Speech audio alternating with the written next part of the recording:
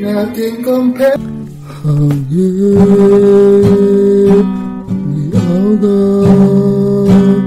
Hear me, how great we are God. Worthy, how great we are God.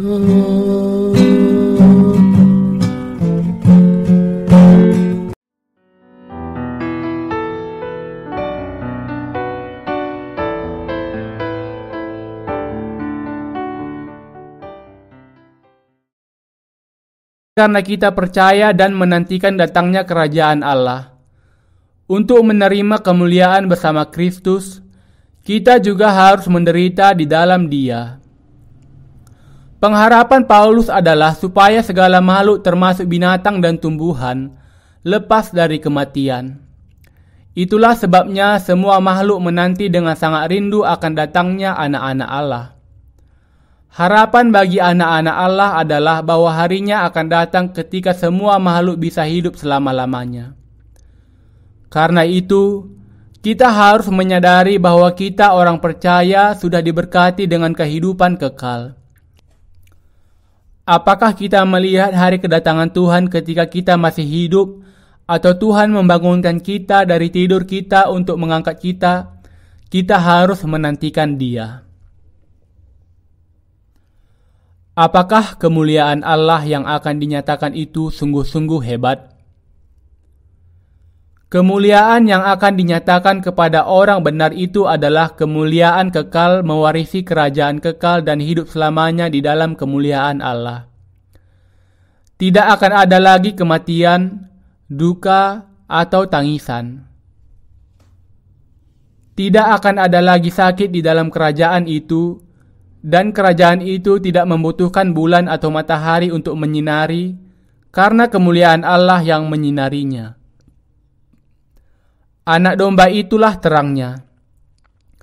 Itu adalah tempat di mana hanya ada Yesus dan orang-orang yang dilahirkan kembali, orang percaya yang tidak berdosa, dan penuh dengan kemuliaan Allah.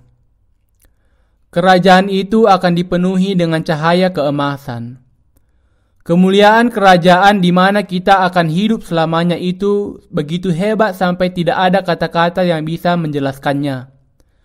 Karena kemuliaan yang kita harapkan itu begitu hebat, Paulus mengatakan bahwa penderitaan kita sekarang tidak ada apa-apanya dibandingkan dengan kemuliaan yang akan dinyatakan kepada kita.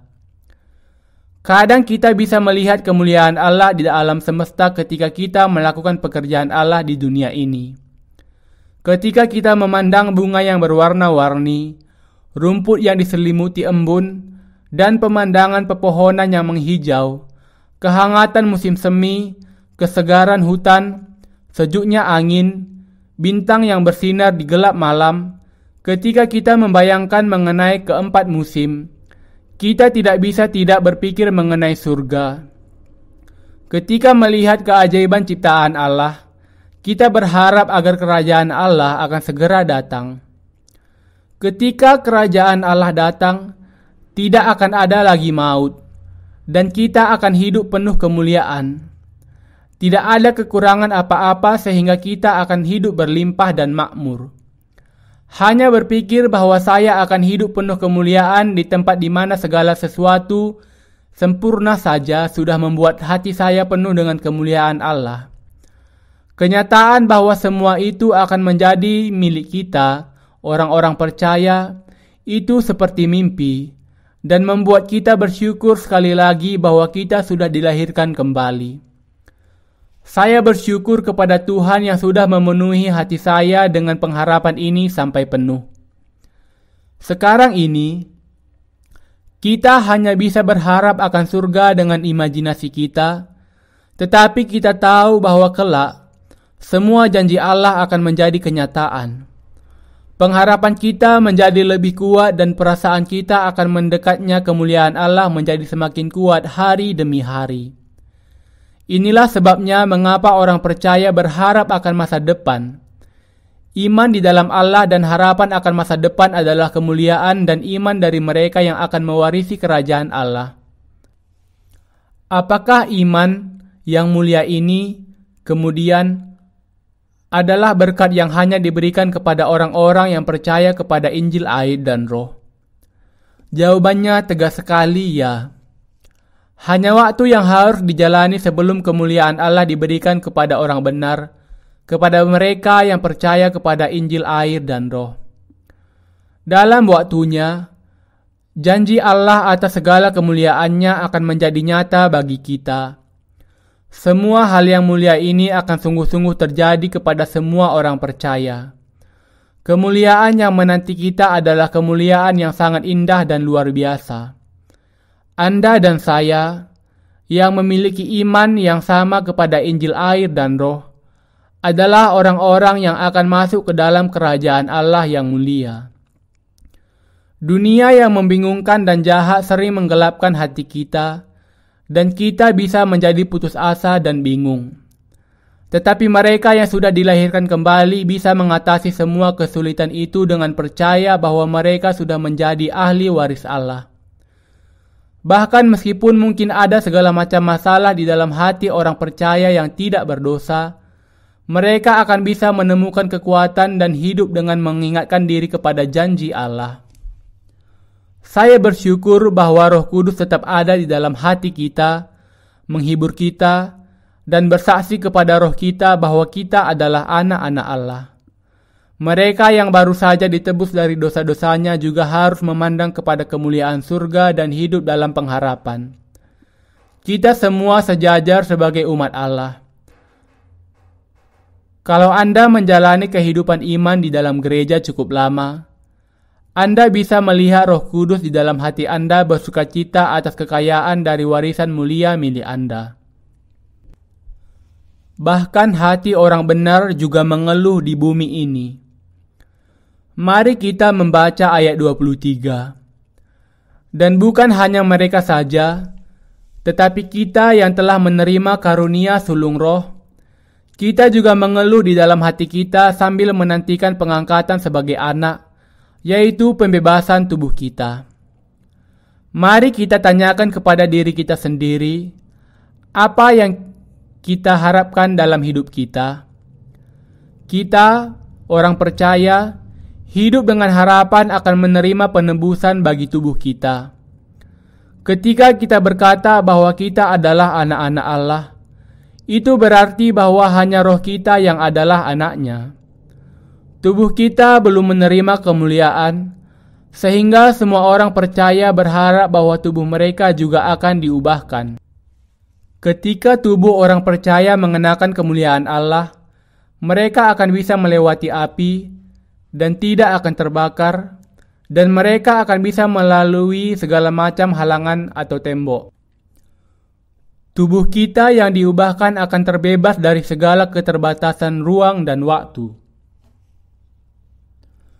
Tetapi tubuh kita belum diubahkan, sehingga kita yang memiliki buah sulung roh yang masih mengeluh di dalam hati. Karena itu, orang-orang benar yang sudah dilahirkan kembali dengan percaya kepada Injil, air, dan Roh menantikan saat penebusan tubuh. Mengeluh. Tertulis bahwa bahkan kita yang sudah menerima buah sulung roh masih mengeluh. Apakah Anda merasa Roh Kudus yang ada di dalam diri Anda mengeluh? Kapan dia mengeluh? Roh mengeluh ketika kita mencoba mengejar kesenangan daging. Ketika kita memandang dunia dan mengasihi apa yang kita lihat, Roh Kudus di dalam kita mengeluh. Tubuh kita belum diubahkan.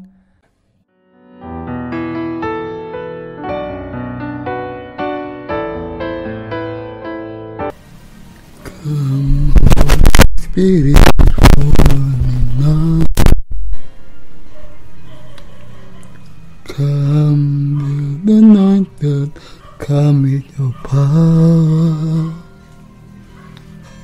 I love you, Holy Spirit. You captivate my soul. And every day I grow to love you more.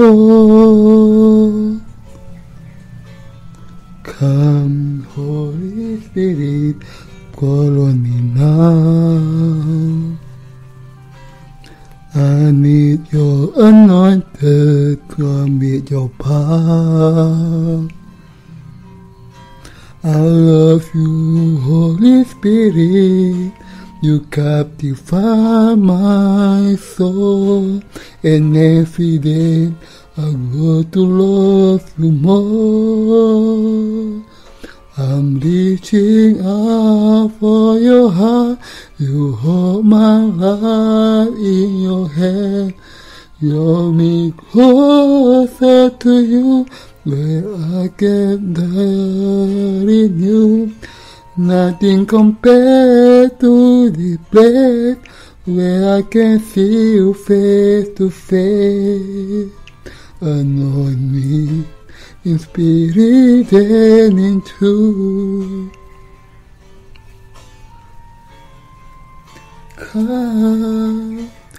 Come, Holy Spirit, fall on me now. I need your anointed, come with your power. I love you, Holy Spirit. You captivate my soul, and every day I grow to love you more. Come, come with me now. I need your anointed, come with your power. Love you, Holy Spirit, you captivate my soul, and every day I grow to love you more. I'm reaching out for your heart. You hold my life in your hand. Draw me closer to you. Your spirit there in you. Nothing compared to the place where I can see you face to face. Anoint me in spirit and in truth. Let me die for your heart. You hold my life in your hand. Draw me closer to you. Your anointed back in you. Nothing compared to this place where I can see you face to face. Anoint me in spirit and in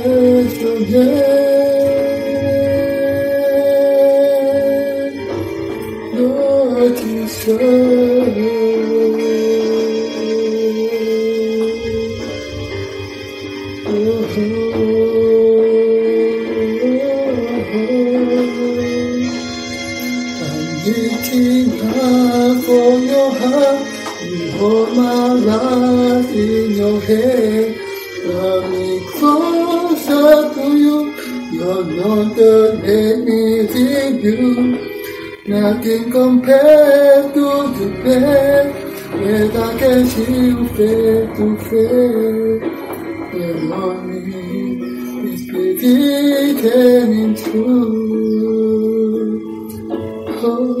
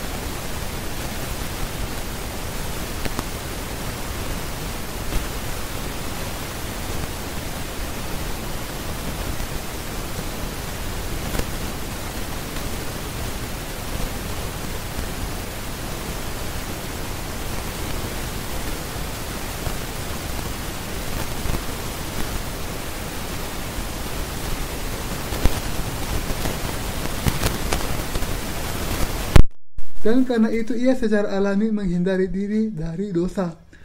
Yang dikatakan Rasul Paulus di sini adalah bahwa ia sangat heran melihat orang-orang kudus di Galatia dengan sudah mudah mengikuti Injil yang lain, dan ia kemudian menyatakan bahwa tidak mungkin ada Injil yang lain.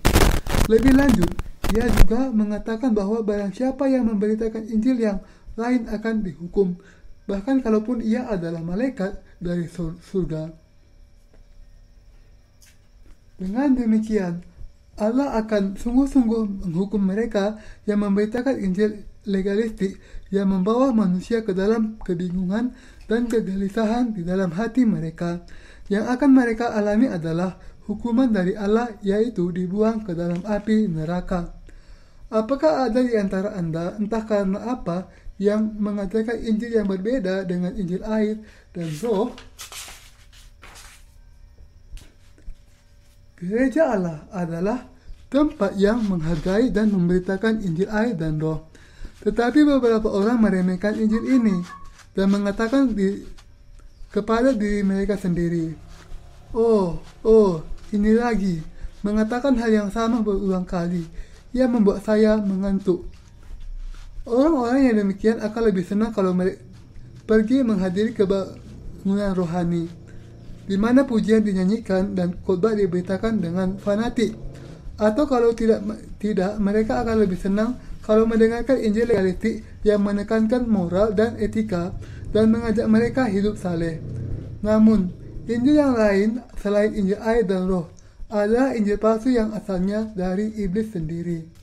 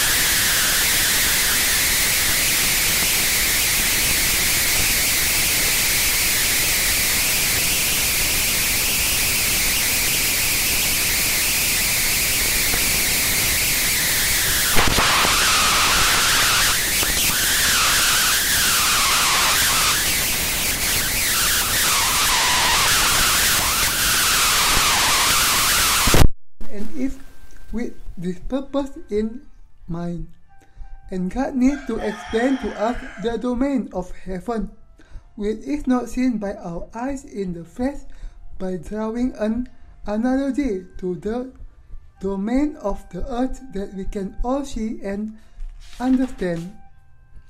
Even before the foundation of the world, God wants us to save mankind perfectly by giving the gospel of the water and the Spirit to everyone's heart. So although all human beings were made out of dust, they must learn and know the gospel truth of the water and the Spirit to benefit their own souls. If people continue to live without knowing the domain of heaven, they will lose not only the things of the earth, but also everything that belongs to heaven. However, in today's Christianity, it is near to impossible to find the lesson that enable us to understand the spiritual domain of heaven, which the book of Genesis reveals to us. That is because even the leaders of Christianity are unable to escape from darkness, for they neither know nor believe in the gospel of the water and the Spirit.